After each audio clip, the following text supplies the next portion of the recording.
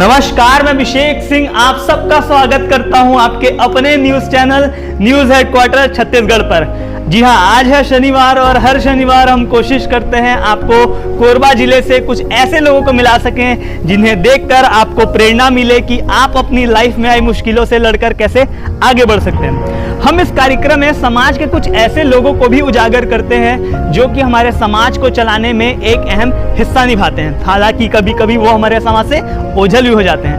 तो चलिए शुरू करते हैं आज का ये कार्यक्रम जिसका नाम है कही अनकही बातें। हमारे आज के गेस्ट के साथ कोतवाली टीआई श्री दुर्गेश शर्मा जी। तो जी हाँ, इस वक्त मेरे साथ मौजूद है हमारे दुर्गेश शर्मा सर। सर, सबसे पहले तो मैं बहुत बहुत स्वागत करना चाहूँगा हमारे शो में जिसका नाम है कही अनकही बातें। कहा जाए तो आपकी ज़िंदगी काफ़ी ज़्यादा स्ट्रगल से गुजरी हुई है, उसके बावजूद एक मामूली लड़के से लेकर के आज एक टाउन इंस्पेक्टर तक का सफ़र आपका कैसा रहा सर? आपके शब्दों में जानना चाहूँगा। स्टूडेंट लाइफ की बात बताता हूँ। मैंने बीएससी कंप्यूटर साइंस में ग्रेजुएशन किया है, एमए में सोशियोलॉजी में मास्टर लिया है। उसके बाद पुलिस की जॉब में मैं 2008 का जो हमारा वैकेंसी आया हुआ था उसमें जॉब लगने के बाद से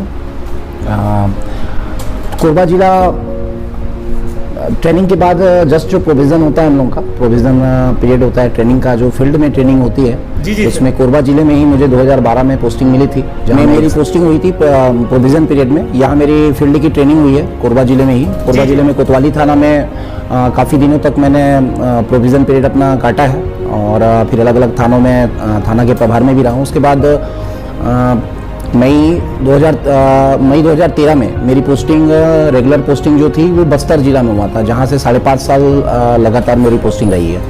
सर, पहली बार जब आपने अपनी यूनिफॉर्म पहनी, क्योंकि एक बहुत गर्व की बात होती है किसी भी सिटीज़न के लिए, किसी भी लड़के का सपना होता है कि वो एक पुलिस की यूनिफॉर्म पहने चाहे आर्मी की यूनिफॉर्म पहने, तो जब आपने पहली बार यूनिफॉर्म पहनी तो वो एक्सपीरियंस आपका कैसा था, वो आपके साथ थोड़ा जानना चाहूँगा। पहली बार यूनिफॉर्म पहनी तो जिम्मेदारी का एहसास हुआ कि पहले तो लगता था कि बड़ा चार्म टाइप का जो पिक्चर हम देखते हैं मूवी वगैरह देखते हैं उसमें उस तरीके की फीलिंग थी, पर पहनने के बाद पे समझ आया कि जिम्मेदारियाँ बहुत है और खुद में गर्व महसूस हुआ कि ये जिम्मेदारी को निर्वहन करने का मौका हमें मिला है और कोशिश भी रही कि हमेशा उस जिम्मेदारी को अच्छे से निभा सकें।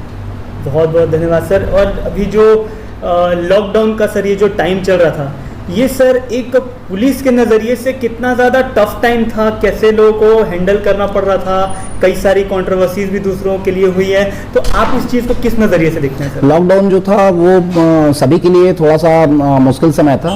हमारे भी परिवार वगैरह हैं घर में, हमको भी उस लॉकडाउन के जो रूल्स हैं उसका फॉलो खुद भी करना है और अलावा इसके घर पे भी जाकर बच्चे हैं घर में, परिवार हैं, उनके साथ भी हमें सुरक्षित रहना है, तो ड्यूटी के साथ पे ये चीज़ें हमें करनी पड़ती थी। अलावा इसके जो पब्लिक के लिए जो जिम्मेदारी थी, पब्लिक को लॉकडाउन के संबंध में जो नियम बने हुए हैं उसका पालन कर सकें, उसके लिए लोगों को रोड पे रह के हमको समझाना भी है, साथ में फोर्स का मोटिवेशन लेवल भी ऊपर रखना है। तो काफ़ी चैलेंजेस थे, लेकिन कोरबा जिले में जनता के सहयोग से और आप सभी लोगों के सहयोग से बहुत अच्छी तरीके से पालन किया गया है और सभी को उसके लिए कहना चाहूँगा कि सभी का उसमें बहुत अच्छा सहयोग रहा है, तभी बहुत अच्छे से कोरबा जिले में हैंडल किया गया इस चीज़ को। मैं अपने दर्शकों को बताना चाहूँगा कि कोरोना जैसी महामारी जो पूरे देश में आ गई थी और कोरबा जिले में भी साथ में लॉकडाउन लग गया था, तब उस वक्त दुर्गेश शर्मा सर की वाइफ हॉस्पिटल में एडमिट थी, जो कि उस वक्त गर्भवती थी और कंडीशन ऐसी बनी थी कि दुर्गेश शर्मा सर को शायद अपनी वाइफ को देखना भी पॉसिबल नहीं हो पा रहा था। हमेशा से एक बाप का सपना होता है कि वो अपने बेटे को जैसे ही वो पैदा हो अपने गोद में उठा सके, लेकिन उस वक्त हमारे दुर्गेश सर ने अपने चेम्बर को, अपने ऑफिस को ही अपना घर बना लिया था और पूरा लॉकडाउन वो वहाँ पर सेवा देते रहे। सर, उसके लिए मैं अपने पूरे चैनल वासियों, पूरे कोरबा वासियों की तरफ से सर आपको दिल से धन्यवाद बोलना चाहता हूँ सर। सर, उस वक्त का कैसा सिचुएशन चल रहा था? सिचुएशन ऐसा था कि कोरोना महामारी का जो संक्रमण था नया आया था, पिछले बार की बात कर रहे हैं हम लॉकडाउन की 30 मार्च 2020 की बात कर रहे हैं। उस टाइम पे मेरा जो सेकेंड बेबी है वो उसका जन्म हुआ था और अचानक से उसी टाइम पे लॉकडाउन जो था पूरी तरीके से शुरू हो चुका था जिले में। जी जी जी सर। और इत्तेफाक की बात है कि पहला जो कोविड पेशेंट है कोरबा जिले का उसी दिन मिला था। तो एक तो थोड़ा सा डर भी था मन में कि कैसा होगा क्या होगा। उसके चलते परिवार की सुरक्षा के लिए यहीं थाने पे ही रहते थे उस टाइम पे, कोशिश करते। मेरे अलावा बहुत सारे पुलिस वाले ऐसे थे जो इस तरीके से थाने पे कैंप करके अपनी ड्यूटी कर रहे थे। अलग अलग लोग हैं, बहुत सारे लोग हैं, अलग अलग विभाग के भी लोग हैं बहुत सारे जो घर व परिवार वालों से दूरी बनाए थे सुरक्षा के लिए। तो वो टाइम याद रहेगा। सर हमने देखा है कि यूथ आपकी बात को बहुत गंभीरता से सुनता है और जिस हिसाब से आपने लॉकडाउन के वक्त कोरबा जिले को संभाला है वो ना केवल एक तारीफ के पूर्ण है बल्कि एक एग्जाम्पल है कि उस हिसाब से कोरबा जिला कितना अच्छा शांतिपूर्ण तरीके से रहा। सर वो टाइम कितना टफ टाइम हुआ था सर आपके लिए, वो मैं जानना चाहूँगा। कोरबा में जो यूथ की बात है तो यूथ का सहयोग हमेशा मिला है मुझे। क्योंकि कोरबा में ज़्यादातर जो लड़के हैं, युवा लड़के हैं, वो सब पढ़े लिखे लोग हैं, समझदार लोग हैं। जी जी सर। तो कानून के प्रति जागरूक हैं, समाज के प्रति जागरूक हैं, सभी चीज़ों में उनका जो प्रेजेंट है दिखता है। जी। मैंने अपने जो कार्यकाल मेरा कोतवाली कोरबा शहर में रहा है उस टाइम पे मैंने यही कोशिश की है कि यूथ को हमेशा मैं इस चीज़ में मोटिवेट करके रखूं। और काफ़ी यूथ जो हैं कोरबा के वो मेरे से जुड़े भी हुए हैं, अभी भी जुड़े, हमेशा जुड़े रहेंगे। मेरे यहाँ के जो कार्यकाल के दौरान तो मेरे को हमेशा उनसे सहयोग मिला, सूचनाएं मिली, सहयोग मिला। कहीं कुछ और कोई कार्यक्रम हो रहा है, किसी भी चीज़ में बढ़ के हिस्सा लिए लोग। तो मैं सभी को अपनी तरफ से धन्यवाद बोलता हूं और सभी के उज्जवल भविष्य की कामना करता हूं। बिल्कुल बिल्कुल सर। सर कोई ऐसा किस्सा आपको कोरबा जिले के लिए यादगार रह गया हो जिसमें आपने एक चोर को कभी देख करके ऐसा आपको हंसी आ गई हो कि यार ये तो बड़ा मजाकिया टाइप का हो गया, क्या इसने चुरा लिया, ऐसा कोई कुछ यादगार कुछ रहा हो सर? ऐसे बहुत सारे मोमेंट्स हम लोग के ड्यूटी के दौरान पे आते रहते हैं और मतलब एग्जैक्टली अभी कोई याद करके बताना तो मुश्किल होगा, पर बहुत सारे ऐसे मोमेंट आते हैं जिस टाइम पे मतलब कहना चाहिए कि क्रिमिनल भी अलग अलग तरीके के लोग रहते हैं। हमारे जैसे इंसान ही होते हैं, किसी मजबूरी से कभी कुछ ऐसा क्राइम कर बैठे तो जनरली हम लोग भी इस चीज़ में सॉफ्ट करना रखते हैं अपनी तरफ से कि क्रिमिनल का जो क्राइम करने का इंटेंशन है वो किस लिए था, और आदतन है कि पहली बार हो गया कि थोड़ा सा गलती से हो गया। कई चीज़ें होती हैं, परिस्थितियां जो होती हैं अलग अलग तरीके की। तो वो सब ध्यान पे हम लोग रखते हैं और कई बार ड्यूटी के दौरान पे ऐसे चीज़ें हम अक्सर करके आती हैं। अच्छा। सर अब ऐसा कभी कुछ वाक्य हुआ है कि कभी आपने ड्यूटी से करके आप घर लौटे हो और फिर भाभी जी ने खाना निकाल दिया, फिर अचानक से फिर से थाने से फोन आ गया हो कि आप वापस आइए? तो कभी ये मेरे साथ नहीं, ये जनरली सभी पुलिस वालों की बेसिक प्रॉब्लम है। और मैं बोलूँगा कि ये चीज़ें अक्सर करके मतलब एक बार ऐसा कोई वाकया एक बार नहीं है, लगभग अधिकांश होता रहता है कि खाना खाया तो या तो 2 मिनट 5 मिनट में जितना खा सके निकले खा के। बहुत बार ऐसा होता है। मैडम से कभी कोई डांट वांट पड़ी है सर? अब ये कैमरे में बोलने वाली बात नहीं है, फिर भी मैं बता रहा हूँ कि मेरी पत्नी का सहयोग, पहले शुरू में जब शादी हुई थी मेरी तो बस्तर में पोस्टिंग थी उस टाइम पे उनको समझ नहीं आता था। अच्छा। और अब धीरे धीरे वो भी आधी पुलिस वाली हो गई है। अच्छा। उनको समझ आ गया है कि कैसे मतलब ड्यूटी होती है हमारी, तो उनका हमेशा सहयोग रहा है, इसलिए अच्छी ड्यूटी अपन कर पाते हैं। और सभी पुलिस वाले इस समस्या से ग्रसित हैं कि अचानक से, क्योंकि हम लोग को एक्चुअल में पब्लिक की जो हमसे उम्मीद है वो हमारे रिस्पांस टाइम को लेके है। कोई पब्लिक फोन किया या कहीं से किसी का झगड़ा हुआ, कोई रिपोर्ट आई, तो पब्लिक को हमसे सबसे पहला उम्मीद होता है कि साहब मेरे साथ तुरंत चलें। उसको उम्मीद ये रहती कि साहब तुरंत चलें। उसको ये मतलब नहीं कि हम खाना अभी खाने का टाइम है या घर जाने का टाइम हो रखा है, इससे उनको विशेष मतलब नहीं है। उनको तो उनका प्रॉब्लम जो है वो उनके लिए महत्वपूर्ण है। तो पुलिस का जो रिस्पांस टाइम है वो अच्छा हो, इसकी हमने कोशिश भी की है और इसी के कारण कई बार होता है कि खाना वगैरह अवॉइड करना पड़ता है। Thank you so much madam, आपने इतना सर को समझा। सर को तो हम लोग ज़्यादातर सिर्फ थाने में ही देख पाते हैं, आप तो फिर भी घर में देख ली। सर जब आपकी स्टार्टिंग में नौकरी लगी थी तो आपका पोस्ट बस्तर जिले में हुआ था, काफ़ी ज़्यादा सर प्रॉब्लम वाला एरिया माना जाता है। तो सर मेरी पोस्टिंग मई 2013 में मेरी पोस्टिंग बस्तर जिले के लिए हुई थी, जहां से मेरे को दरबा थाना जिसमें जीरम घाटी घटना हुई थी। जी सर। और वो उसी साल की उसी महीने की घटना थी। वहाँ मैं थाना प्रभारी के रूप में पहली बार पदस्थ हुआ था। वहाँ परिस्थितियाँ बड़ी विपरीत थी उस टाइम पे और विधानसभा चुनाव भी सर पे आ रखा था। चैलेंजेस थे, बहुत बड़े चैलेंजेस थे, तो टीम वर्क बहुत बढ़िया था वहाँ। और वहाँ के जो हमारे अधिकारी लोग थे उस टाइम के, उनका दिशा निर्देश बहुत बढ़िया था, मार्गदर्शन अच्छा था। तो वहाँ बहुत बेहतर समय मैं कहना चाहूँगा कि बस्तर का समय सबसे बेहतर और यादगार समय जो रहा है मेरा बस्तर का ही रहा है।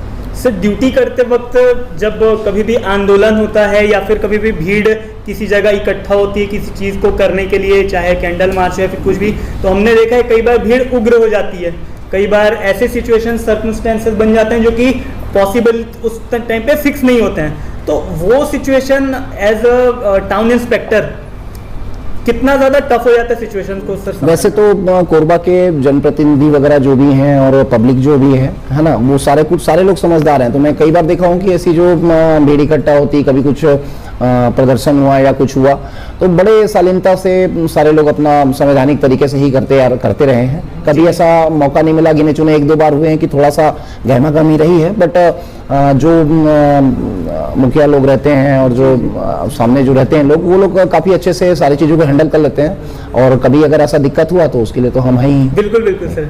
सर जैसे हर किसी का एक रोल मॉडल होता है कि हमको उसको फॉलो करना है, या फिर चाहे कोई बच्चा हो तो उसका एक, किसी को क्रिकेट फील्ड में जाना है तो उसका कोई MS धोनी हो, सचिन तेंदुलकर हो। तो सर आपके प्रेरणा स्रोत कौन है, मैं आपसे जानना चाहूँगा। मेरे प्रेरणा स्रोत मेरे बड़े भाई हैं, जैसे मिस्टर राकेश शर्मा।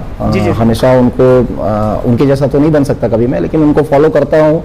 बहुत अच्छे इंसान हैं और जो कहना चाहिए सबसे पहले इंसान होना जरूरी है बोलते हैं, तो वो बहुत अच्छे इंसान है। तो मैं चाहता हूँ कि उनके जैसी सोच मेरी भी रहे, ताकि मैं लोगों की ज़्यादा से ज़्यादा सेवा कर सकूँ और सभी को मेरे कारण कभी कोई आहत ना हो। बिल्कुल सर। सर आपके लिए कोरबा में मशहूर एक टैग लाइन है, सिंघम ऑफ कोरबा करके। और सर अब तो ना चाहते हुए आपकी ट्रांसफरिंग इस वक्त हो गई है, तो जाते जाते सर आप कोरबा वासियों को क्या मैसेज देना चाहते हैं कि वो कैसे रहें? पहले तो यही मैसेज है मेरा कि मेरे को सिंघम ना बोले। मैं दुर्गेश शर्मा हूँ और दुर्गेश शर्मा बन के ही रहना चाहता हूँ, आपके बीच समाज का आदमी हूँ। जी जी सर। और मेरी तरफ से जो सभी को मैसेज है वो यही है कि सबसे पहले सबसे ऊपर है हमको एक दूसरे का, मतलब जो इंसान है, हम लोग इंसान को इंसान समझना, बाकी जो चीज़ें हैं वो बाद में आती हैं। दूसरा ये कि कभी हमारे कारण कभी किसी को कोई दुख ना पहुंचे, इसका ध्यान रखना चाहिए। हमारे कारण कोई तकलीफ ना हो। अगर हम इन सब चीज़ों को, बेसिक चीज़ों को समझ लेंगे तो अपने आप कानून का पालन होने लगेगा और लॉ एंड ऑर्डर बनी रहेगी और सारे जो अपराध हैं ये सब खत्म हो जाएंगे।